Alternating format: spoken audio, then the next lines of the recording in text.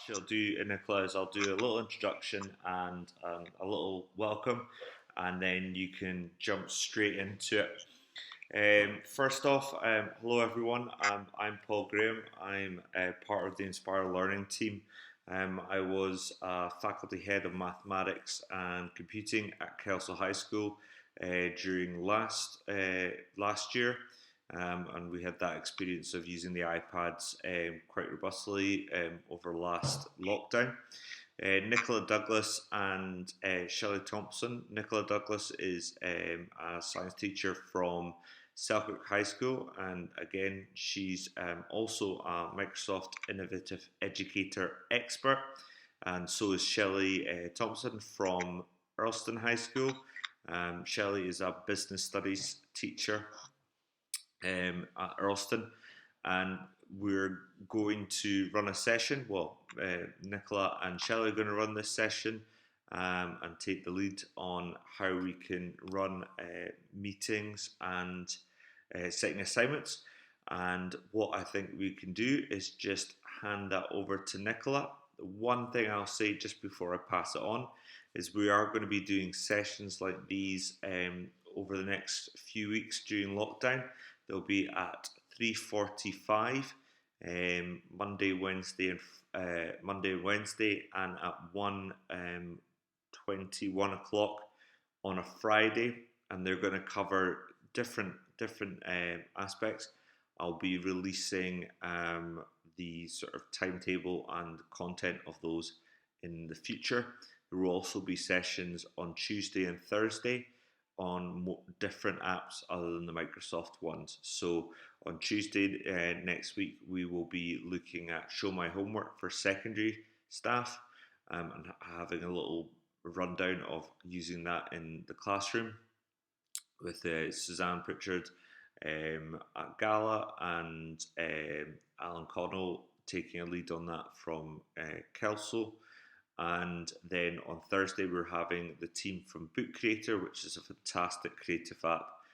On Thursday, they've got one of the development team coming in, who's a learning support teacher and has used that in his classroom quite regularly before he moved into that team. Final thing just to say is this session is going to be recorded, so feel free to look back at that and reflect on it. And I'll be keeping an eye on the chat for Nicola and Shelley. But over to you guys. So you can move on with your planning for next week. So we're not going to cover absolutely everything, but in the chat at the end, I'm going to pop a document which gives you like an outline to sort of things you might use in Teams. So it'll have screenshots of what we're going to go through today. I've tried to make sure it's from a desktop and from an iPad because I know that some people are using either. So yeah, just ask questions as you go. Paul and Shelley will be looking at the chat, and if we need to stop and go over anything, then we'll try and do that. But we'll also try and finish at 10:30, so it's a bit of a balance. So I'm just going to share the screen on my desktop.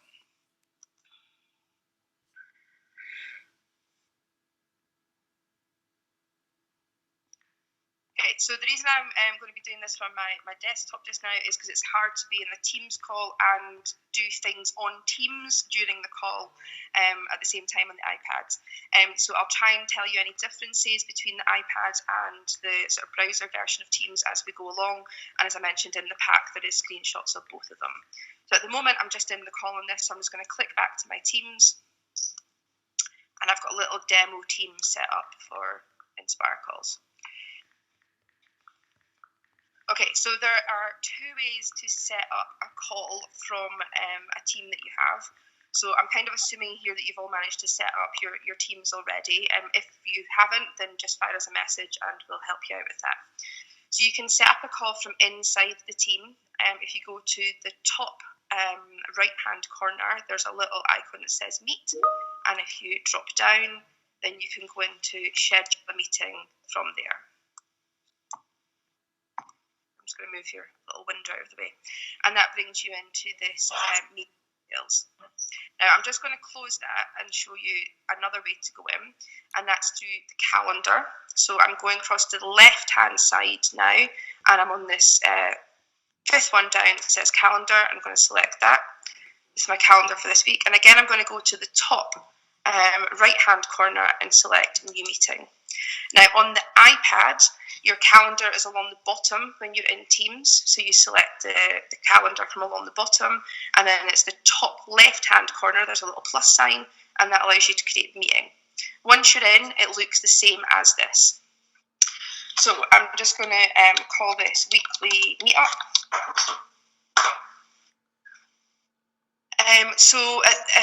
You can either add in required attendees. So if you were doing this for like a staff meeting, you could just add in their names or email addresses, and that would add them into the required attendees box here. But if you're using this for your lessons, which I imagine most of you are, I'm actually going to use this as a channel. So you can see when I click on the channel, it's bringing up all my teams.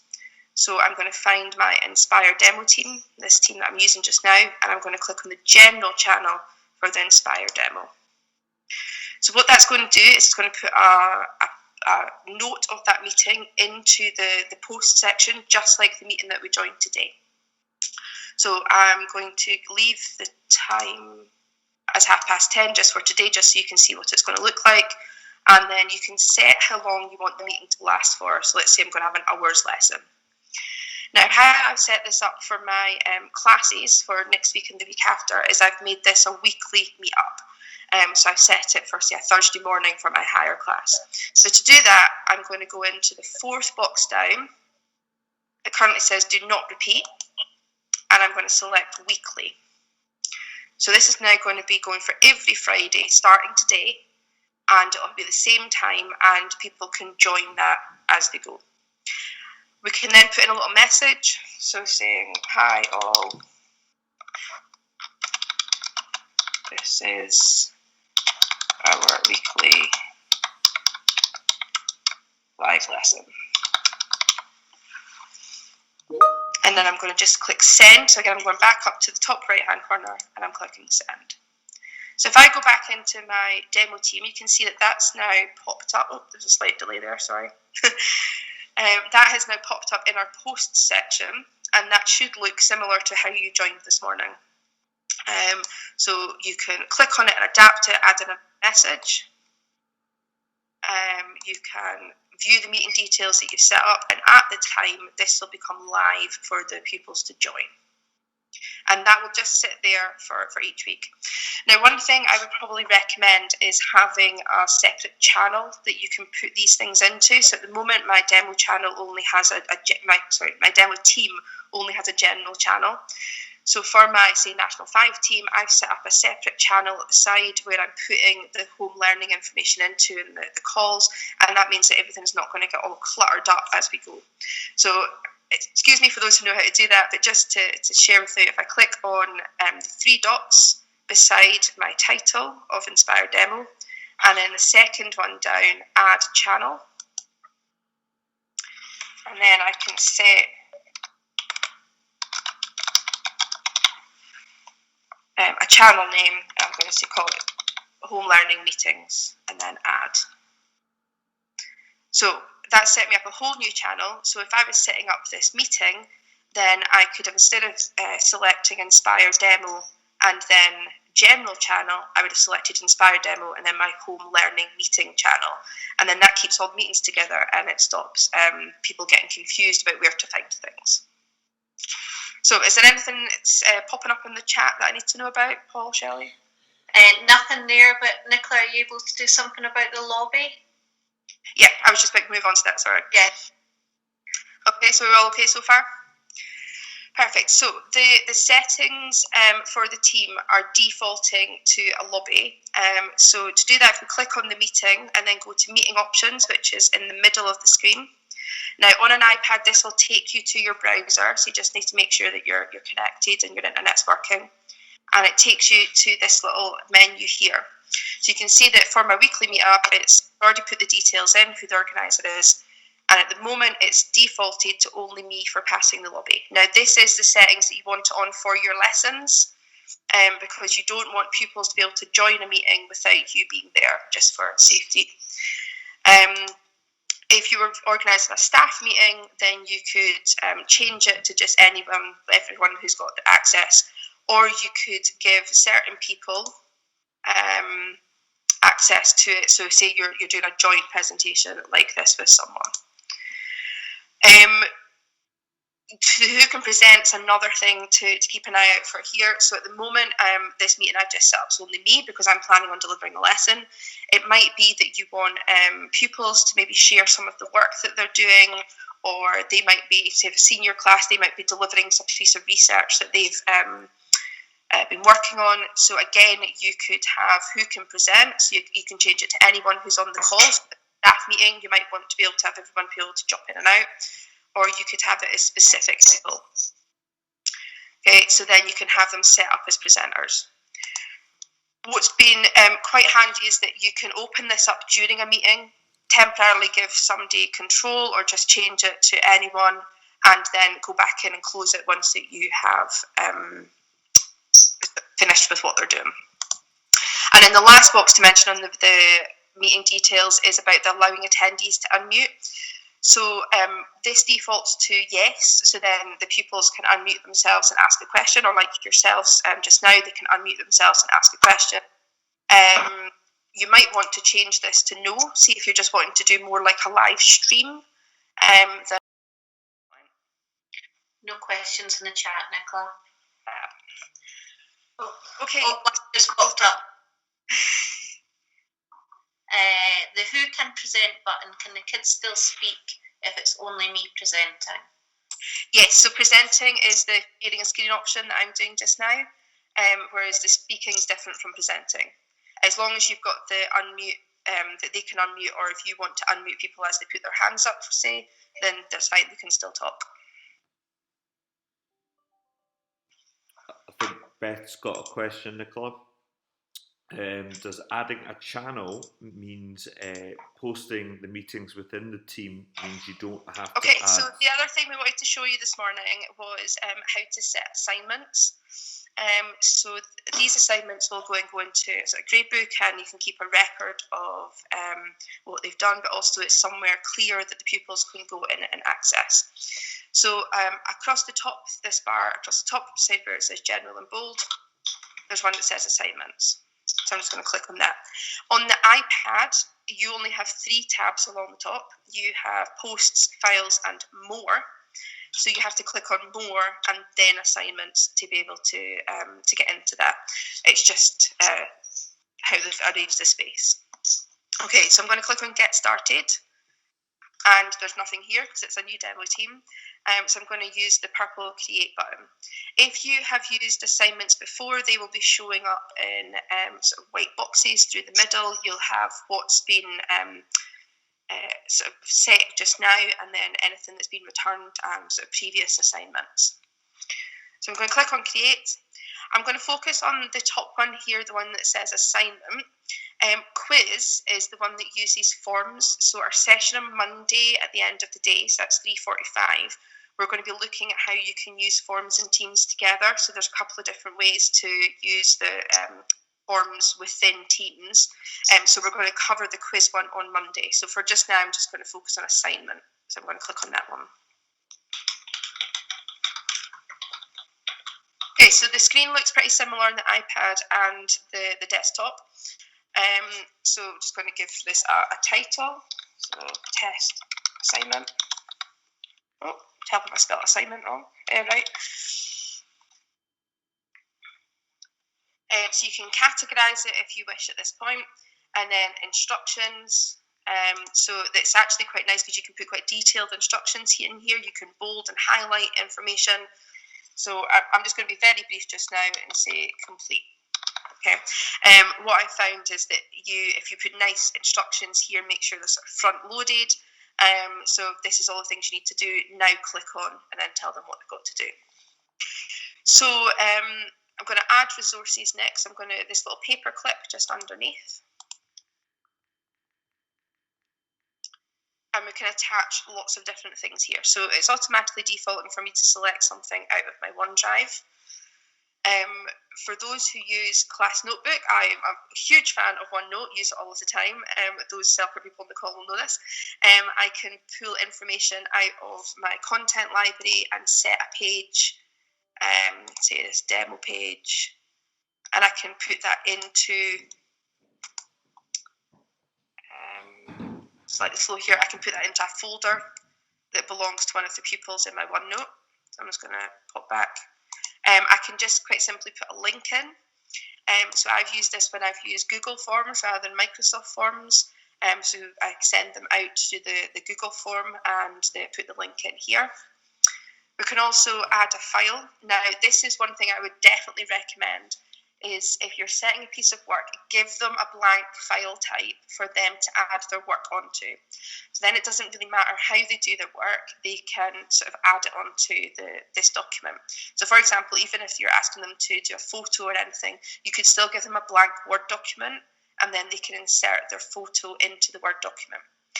If they are trying to sort of start their own document and then upload it and attach it, it can be a little bit more difficult for our pupils. So just by attaching a blank Word document, it makes it so much easier for them to type onto, to talk onto, to add anything in. You could also upload anything from your device. So this is just taking me through to my normal files. Okay, so I'm just going to add a blank Word document just now and attach it. Now, it's coming up as students can't edit at the moment. So that is if you're adding resources as a sort of set of instructions. So to change that for them to add on to, I'm going to go across to the right-hand side and click on the three dots. And then I'm going to select students can edit their own copy. And that now means that they go on and add whatever it is they're adding into it. So for the point section, this is more if you're setting a sort of normal homework task. So you can give it a score out of, let's say, 15. There's a helpful bit here that I won't go through in huge detail, trying to keep it to our half 10 finish, on adding rubrics, but just to sort of pull up that what that looks like. So you can start a new rubric, and this is to help with your marking. So you can, oh, that's it, just loaded. You can add in descriptors and then what does a good one look like, and this will help with your marking. You can assign points to each of the sections as well. So if I click back out and then go in, you can see that we set up one for our physics test that we trialled doing it this way. And you can see that for, oh, sorry, it's not loading. There we go. We had, for each of our questions, we had different criteria, and it was just a really quick way for us to sort of see overall. We didn't actually put in criteria as such because it was just a test, but we're trialing to see if this would be useful.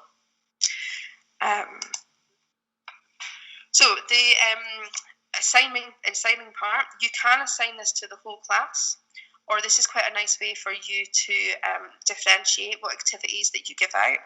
Or say you have, like all my third years are on one team, but I might be given different tasks to the two third year classes. So on this bit here where it says all students, I can choose which students are in my class get each assignment. And the rest of the class won't know who's got what assignment. It doesn't sort of broadcast it onto the channel that Mr. Graham's got one assessment and Mrs. Thompson's got another. They just get what assignment that they get. You can then change the due date. So this one's sort of defaulting to the following day. So let's say I'm going to set the due date for Monday, and then you can change the time. It'll automatically go with late hand-ins allowed because we want to get our pupils to sort of give us work whenever they can. But when we've trialled this for a test, we set no late hand-ins, and we sort of set the time for the start of the lesson and the end for the end of the lesson, so they couldn't do anything more. So to change that, there's a slight delay there. I'll just try that again. There's a little edit button underneath the due date, so I'm just clicking on that. And then you can change some of these dates. The other helpful thing is you can have it so that it pops up in the future, so you can do all your planning today for Monday, and I can have my activity coming up on Monday at 8 o'clock. So it's available for anybody who is in nice and early in the morning and wants to get started. And then if I wanted to fix the closing date, I would select this little box beside where it says close date. And then that's closing that activity at midnight. If I'm allowing late hand-ins, I just leave that blank. And then I'm hitting done. It'll automatically assign to the general channel, so you can edit that along the bottom if you wanted to go to a different channel. If you're assigning to individual students or to small groups of students, it won't post to the channel, so that's what I'm saying, it won't be announced. So I'm going to take off the schedule at the moment, just so you can see it from a pupil perspective. So it's now saying posted immediately with late hand-ins allowed, and I'm going to assign. And then what I'm going to do is get Shelley to start sharing her screen as a pupil perspective, so you can see what the assignment looks like from the pupil side. That's okay.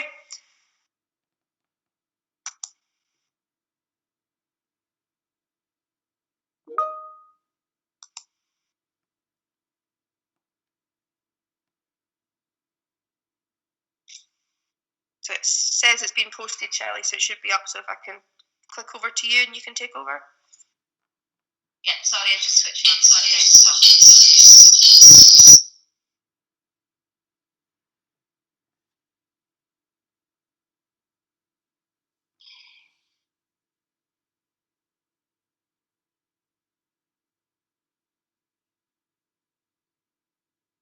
Okay, so I'm just clicking on the assignment. So I've got the post in the general channel, so it's just loading.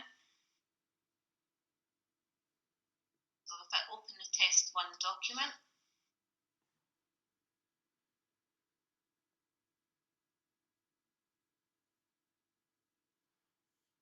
and here's the document that Nicola has loaded on for me to work on.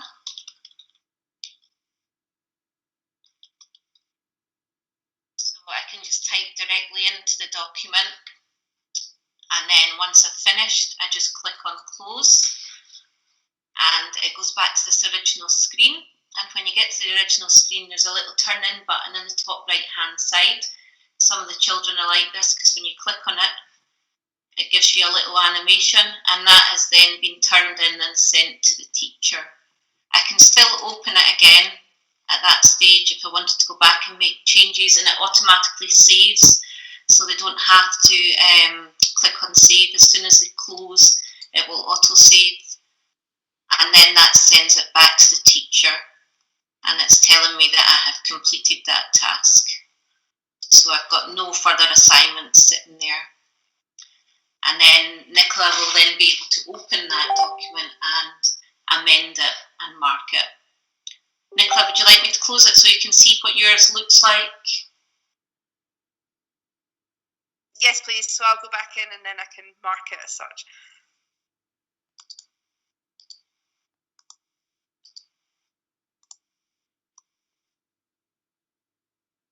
Okay, so we are back to my screen again, so I'm going to go back to my team. And see that it says 1 of 4 has been handed in. So we can see that Mr. Graham's had a look, but he's not quite decided if he's handed it in yet. He's maybe still working on it. And then my other 2 staff members that I'm using as pupils in this team, they've not even looked yet. But that's fine, because I've got the rest of the day as a deadline. So I can click on Shelley's piece of work, and it brings up on my screen.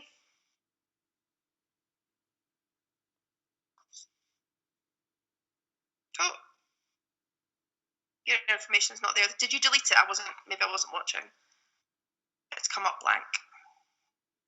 That's strange. It was there when I opened it. Yeah, okay.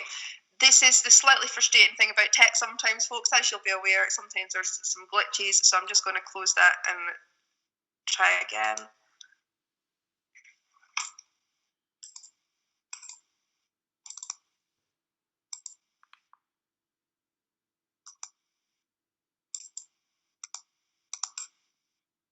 Okay, for some reason it's showing up blank, but we'll just move on because I'm very aware that we're getting close to the end of the time. So from this, I can look at the work, I can annotate it. If I'm opening this up on my iPad, I can write on it, sort of all the usual things, and then I can give a piece of feedback in the box here. I can say wonderful, even though it's blank, but you know what I mean. And then I can match that to success criteria. At this point, if I've added a rubric, then I could click on the rubric and I can mark off what criteria the pupil has met. and I can give feedback related to those sections. And then if I've asked for points here, then I can give them points. So let's say that's worth a 10 out of 15. And then to give that feedback back to the pupil, I click return. Has a little tick here to say that it has been returned. And then I can move on to the next pupil and look at theirs just by clicking along at the top. To come out of this, I'm just going to click close. So I'm still working across here on the right-hand side. So I'm just going to click close.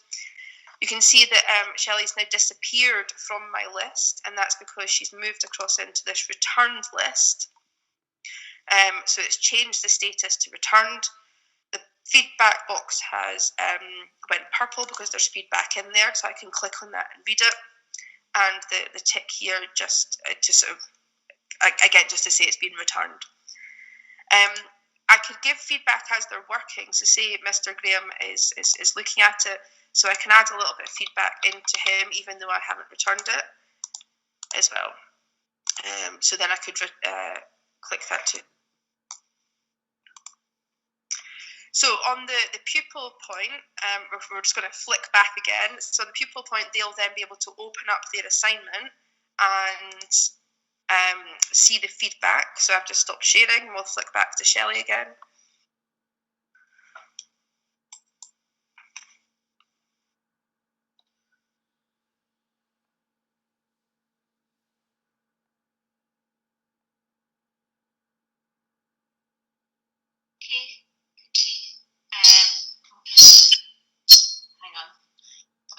I've got two devices on, so I can open up my test assignment to see my feedback. So I can now see the screen round here at this feedback section. I can see that my teacher's put wonderful, and I've got 10 out of 15 points.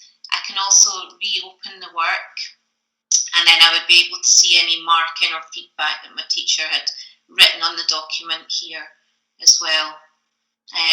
Somebody asked a question about where will the children see the instructions. So you'll see we've only got a very brief instruction up here that says complete. So you can, when you're setting up your assignment, you can put more details in that instruction section for them there. Is that okay, Nicola?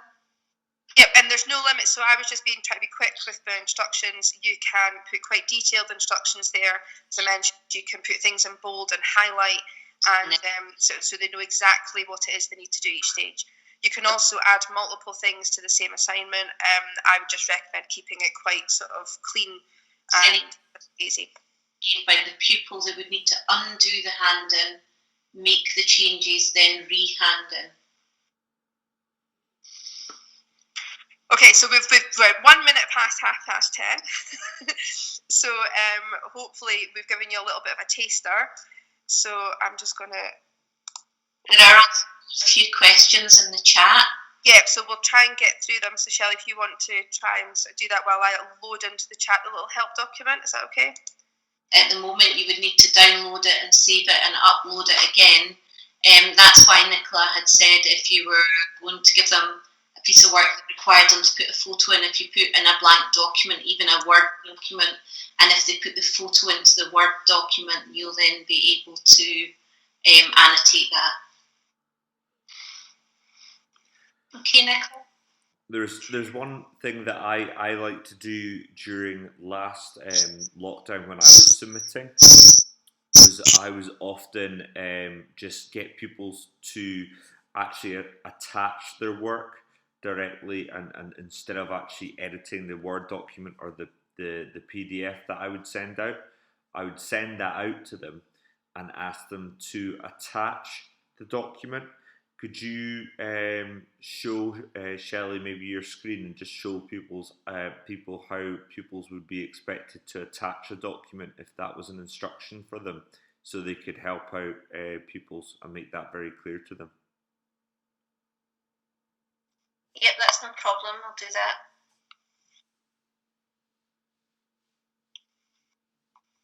So yeah, it's a bit of a, well, Shelley's loading that up. It's a bit of a mix depending on what you want the pupils to do and how you want to be able to mark them.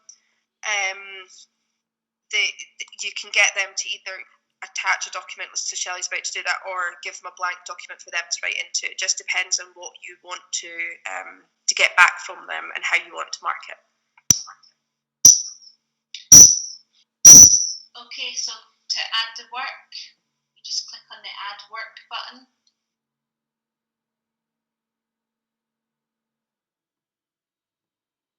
And you could just choose the file you want to add.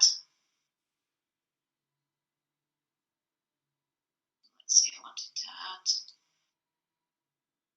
And then it would just attach on.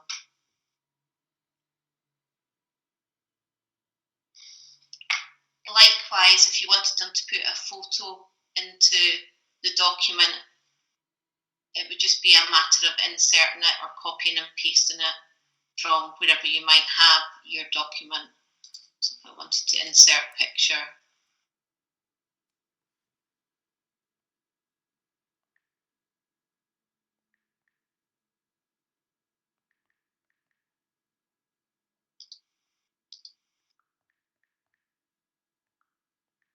and then that image I would be able to mark up on the pupil's work. And it's as simple as that.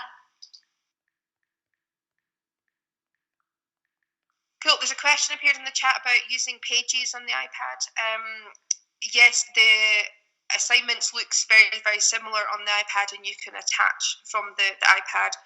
Just for today, because of the difficulty in sharing during a call and manipulating Teams, we've just used the desktop. But the assignment section looks really similar on the iPad too.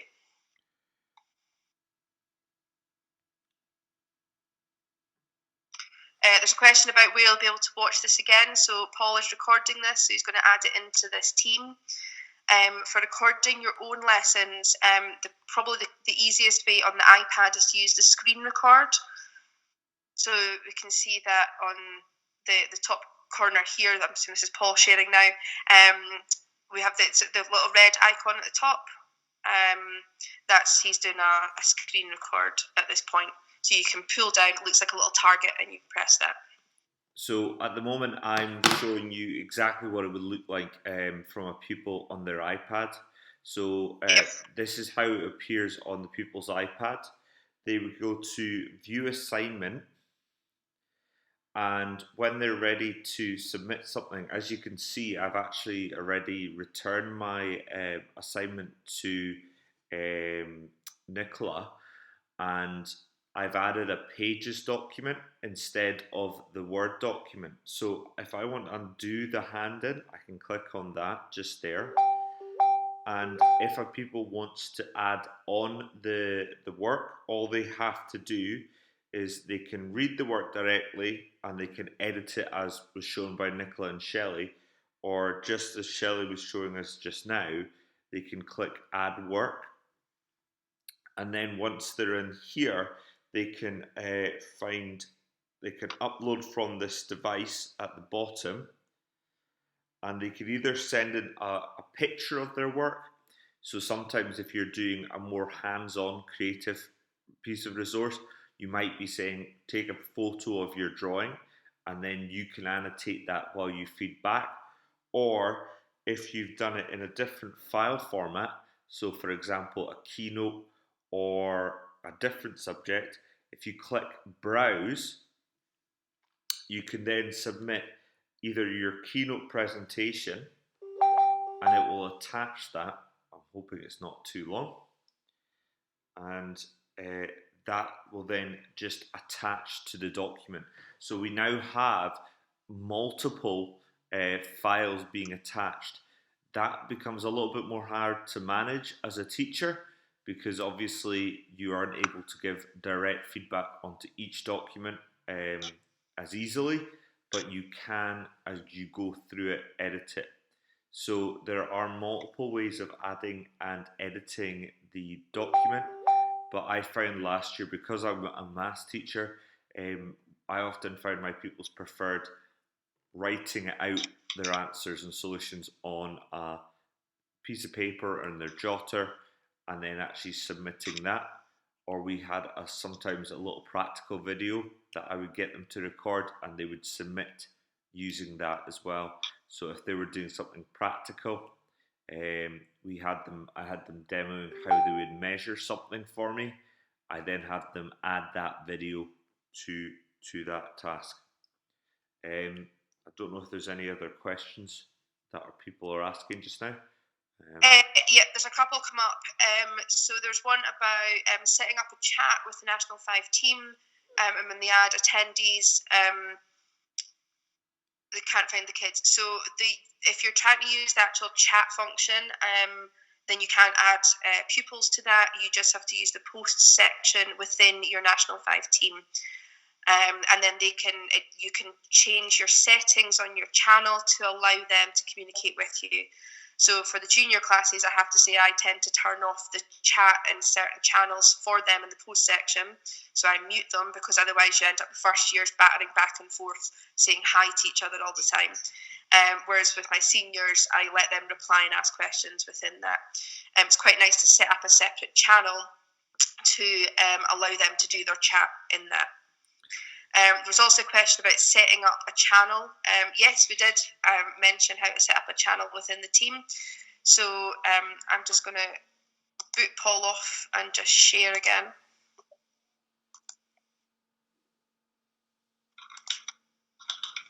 So back in my dev team. So I'm clicking on the 3 dots beside the heading here. A little drop-down menu appears. And then I'm going for the second one, add channel. And then I can, let's call that the chat channel. And then you could maybe have the pupils unmuted in that channel. It's just adding, and then it's appeared on my list at the side. Okay, there was another question which I think Shelley has responded to about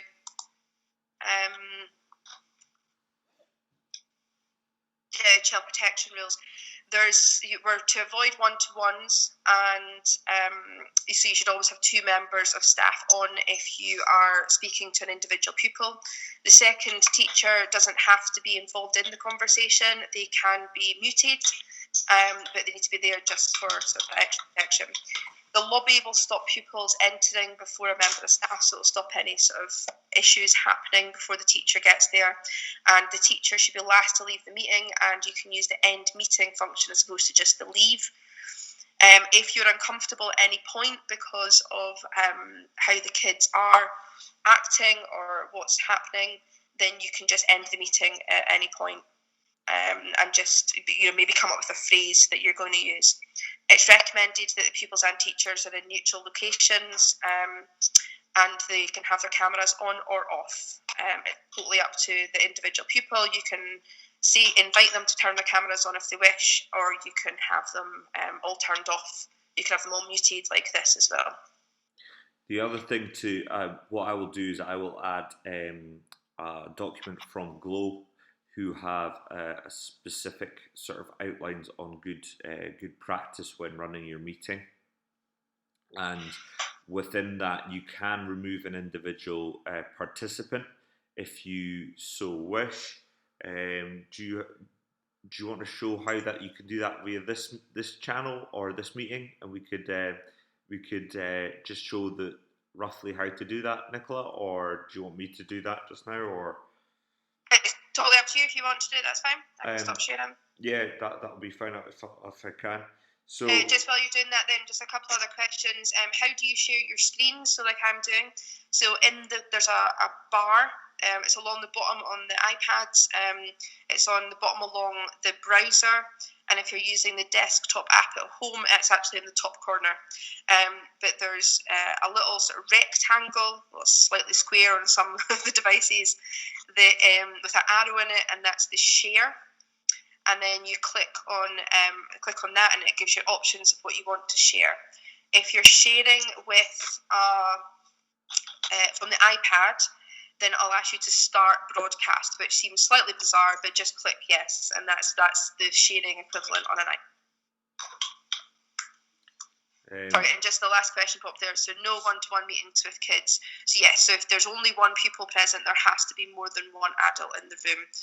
and you don't have to have 2 teachers in full class meetings now. That was removed from the guidance apparently. Though it's quite handy to have 2 adults in it, because then one can monitor the chat like Shelley was doing for me while I was talking, and then the other person can be presenting. So if you can buddy up, then that is good. I should say, just along the bottom here, you'll see on that channel, I actually can't demonstrate it because obviously I think Teams is limiting what I can show I'm doing, but the chat button is the little speaker with the red dot on it. The pupil list, the meeting participants, is the little people video, and if you want to remove someone, you can just click on any of those individuals and it will say remove from meeting, and then you can actually remove an individual from the meeting. You can also mute individuals and unmute individuals if you want to in that section. So if someone's being a little bit challenging and you're not happy with how they behaving in the meeting, you can remove them and they will have to ask permission to come back in via the lobby at the start. To share is the little box, as Nicola said, between the hand and the people icon at the bottom, and you have the 3 dots which allows you to turn live captions on.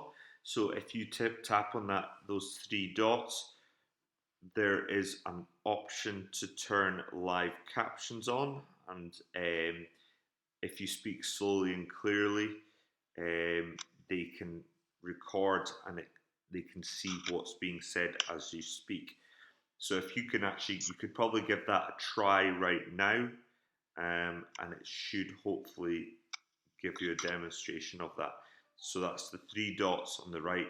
There's a few other options there, and they can change the layout as well in that situation. So I can turn off incoming video. There will be some attached documents that I think Nicola has already shared. Yeah, popped them in already. I will reshare them so they're near the bottom. I will put a YouTube link for this demo so you can re-watch it.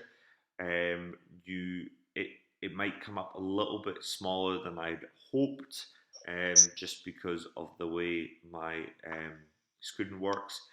When I record a session like this, I'm actually using 2 devices.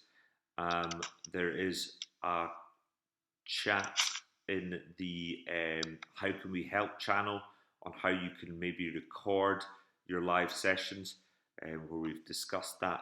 It's not always easy to record and share your screen. That's one thing to be aware of. You can record some of your demonstration, but you won't be able to share your screen at the same time.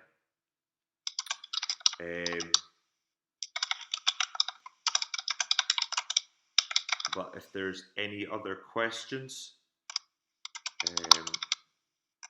please feel free to ask them just now. If Nicola and Shelley have meetings or anything that you need to go along to, feel free, and I will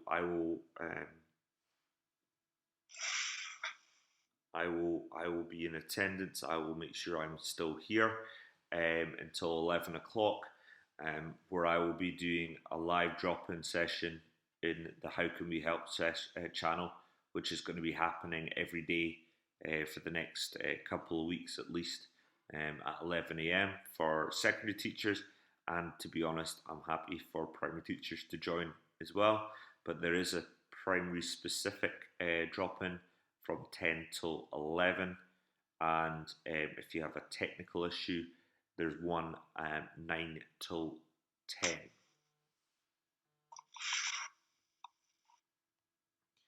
But okay, so I'm trying to go back through the chat and to see what we've missed. So my apologies if you've asked a question, we've missed it out. There is one about, I think it was a Miss Turnbull had asked about if the parent is the other adult, is that okay? I think any child protection, things like that, you need to check with your own setting what your school rules are. My understanding was it was meant to be a second member of staff, but I would check with your own head teacher. There has been guidance updated, and it's due out soon. Here's how you.